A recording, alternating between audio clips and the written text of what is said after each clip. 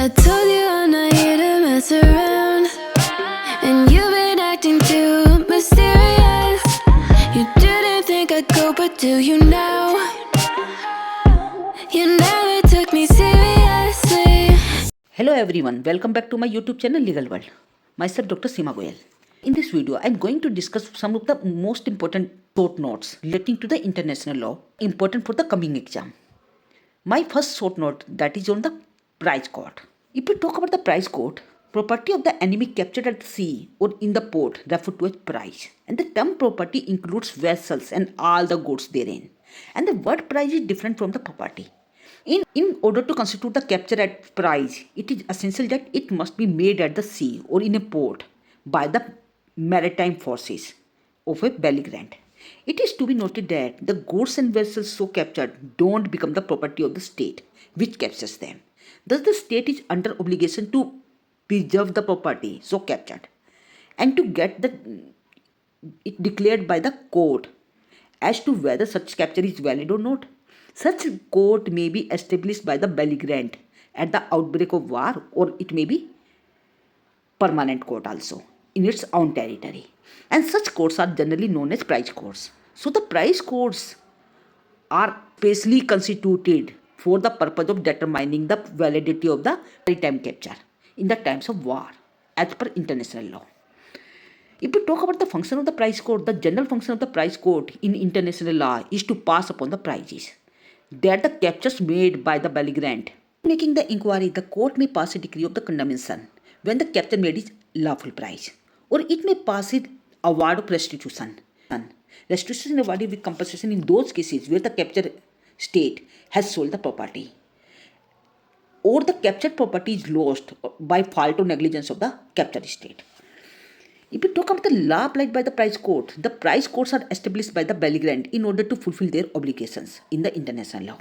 And the prize courts are the municipal courts since they are maintained by the single territorial sovereignty.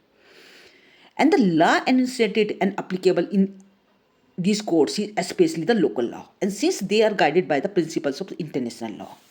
However, if the rules of international law are inconsistent with the municipal law, the prize courts would be bound to accept the rules of municipal law. Thus, the prize courts are the national courts, and their decisions are regarded as national decisions. And decisions of the prize courts are regarded as conclusive.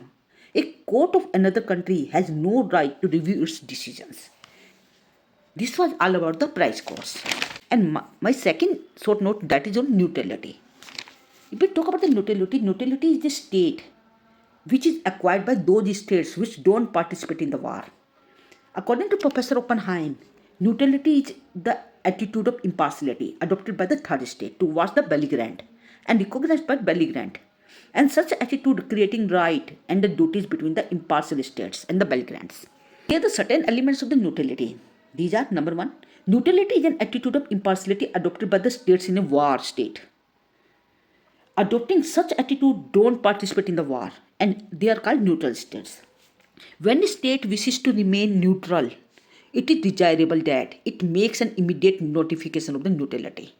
Second, attitude of neutrality adopted by the state is required to be recognized by the belligerent. Third one is, when the attitude of neutrality of a state is recognized by the belligerent, a relationship is created between the belligerent and the neutral states. So they acquire certain rights against each other, which have been duly recognized under the international law. And such relationship exists so long as the status of war exists, and it expires ipso facto with the termination of the war. If we talk about the development of neutrality, this concept of neutrality has developed by the end of 19th century and has crystallized to a specific set of legal rules. And this concept of neutrality has developed due to certain reasons. That is, number one, in Napoleon War, United States remained neutral from 1793 to 1818. Second one is, Switzerland and Belgium declared their permanent neutralization. They remained neutral in each and every war. Third one, by the Declaration of Paris, it was provided that neutral goods not contraband of war. Fourth one is, many arbitral pronouncements recognize the rights and duties of the neutrality. And the last one is, development of war equipments, and resources also led to the development of the institution of neutrality. Under the United Nations, Section 2 Clause 5 provides that the members shall give to the United Nations every assistance in an action it takes in accordance with the present charter. No member of the United Nations can remain neutral in an action taken by the Security Council. In certain cases, it is possible for a state to adopt the attitude of neutrality. These are number one, incompetency of the Security Council. Where the Security Council takes enforcement measures against a state which is guilty to commit the breach of peace, threat to the peace, or the act of aggression, or imposes the obligation on the states to sever the economic relations with the guilty states and to assist victims, it becomes legally impossible for a state to fulfill the duties of impartiality, of abstention, which are of course traditional law of neutrality. Second one is self-defense. The right of self-defense may be exercised by the state when the armed attack takes place against it in accordance with the Article 51 of the Charter. Exercising this right would result in armed conflict between the two states. A state can exercise this right until the measures have been taken by the Security Council to maintain the international peace and security. But if the Security Council fails to take the measures due to the exercise of veto power by the permanent members, the armed conflict between the two states continues and the other states may adopt the attitude of neutrality. Third one is domestic jurisdiction. If the armed conflict between the two states occurs and if the Security Council determines that the action of the state is a matter of domestic jurisdiction of a state and it has not constituted the threat to the peace, breach of peace, or the act of aggression, if the Security Council fails to take an action because of an exercise of veto power by the permanent members of the Security Council, the other states may adopt the attitude of neutrality. And the fourth condition, that is unwillingness to participate in the armed conflict. According to Article 32, if the Security Council directs that those exist threat to the peace or the act of aggression thereby, it decides that the action under Article 42 shall be taken against the offender of lawbreakers state. In such situation, the Security Council under Article 48 para 1 will decide whether the action will be taken by all the members of the United Nations or by some of them.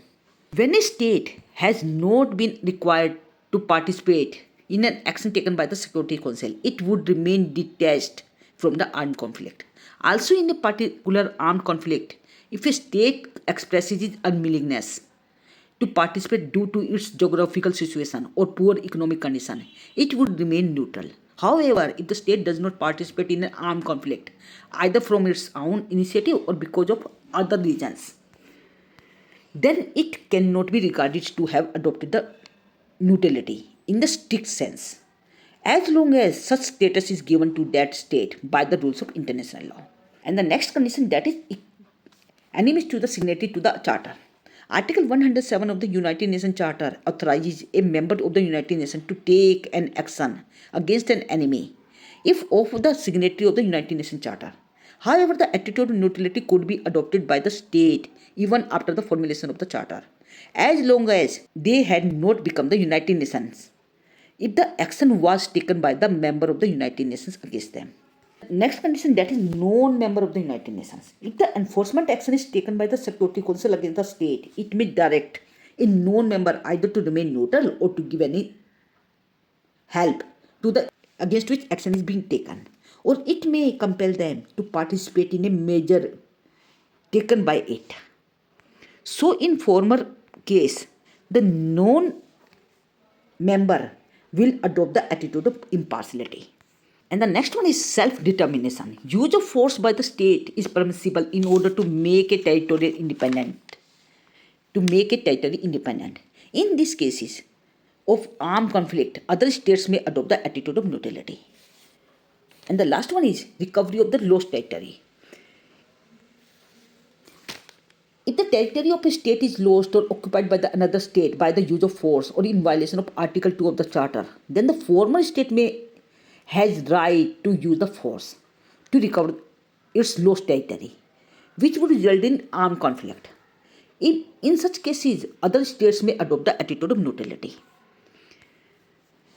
And these are the certain circumstances where a state may adopt the attitude of neutrality. And state could remain neutral in the armed conflict. There are the certain rights and duties of the neutral states. Presently, the laws and rights and duties of the neutral states are governed by the Hague Convention. These are as follows. Number one, duties of the neutral states. Number one, if you talk about the duties of the neutral states, that is abstention. A neutral state is needed to require the adopt of attitude of the over. A neutral state is needed to a neutral state is needed or required to adopt the attitude of impartiality towards all the belligerents. It should not providing any assistance directly or indirectly to any of the belligerent or enemy state. If it does, then it is illegal. Thus, the duty of the abstention provides a corresponding right to the belligerent to see that the neutral state don't provide any assistance to the enemy. Second duty, that is prevention. A neutral state is under a duty to prevent the hostile act against the enemy on its territory. If a neutral state is under obligation to prevent the commission of the act which is injurious to the belligerent and favorable to its enemy. And this duty of prevention also give a corresponding right to the belligerent to see that the neutral state are not involved in such activities in its territory. And the third duty, that is acquiescence, the deference, the compliance. If a neutral state sustains incidental damage to the exercise of legitimate rights of the belligerents, it must give a acquiescence to it. For instance, a belligerent have right to visit and search and of capture at sea. In the exercise of this right, if any damage is caused to the neutral state, they must acquiesce. If any damage is caused to the neutral state, it must acquiesce to it. In such cases, the belligerent have privilege and neutral state have no right in relation to such action of the belligerent. And the next duty, that is compensation or the restoration. Neutral state is under duty not to allow either the belligerent or to do any act in their territory which is related to war. If it allows, then such neutral state is under obligation either to pay compensation or to restore the things to the aggrieved belligerent or the things to the aggrieved belligerent. And the next one is reparation.